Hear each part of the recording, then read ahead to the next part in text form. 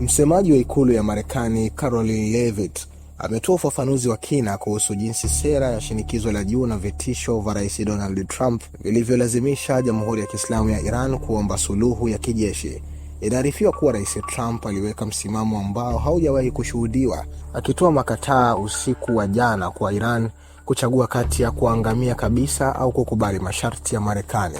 Karoline Leavitt amesisitiza kuwa Iran haikuweza tena kuvumilia kipigo cha makombora au kuendelea kucheza kamari na kile ambacho Rais Trump angekifanya baada ya muda huo wa mwisho kupita.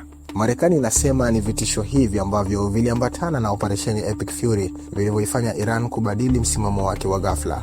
Baada ya awali kuwasilisha mapendekezo 10 ambayo Trump aliyakataa na kuyatupa ndani ya pipa la takataka, utawala wa Tehran ulilazimika kurudi na mpango wenye unyenyekevu zaidi. Leavitt amebainisha kuwa ushindi huu wa kidiplomasia umetokana na ukweli kwamba viongozi wa Iran sasa wanatetemeka kwa hofu, huku wengi wa makamanda wao wakiwa wameuawa au wamejificha wasiweze kutembea kwa uhuru nchini mwao. Huku mlango bahari wa Hormuz ukifunguliwa sasa kama sehemu ya makubaliano hayo ya awali, White House inasema ni msimamo dhabiti wa Trump na vitisho vyake vya kijeshi vilivyofungua mlango wa suluhu ya kudumu, huku akisisitiza kuwa Marekani haitakubali chochote ambacho akiambatani na maslahi yao.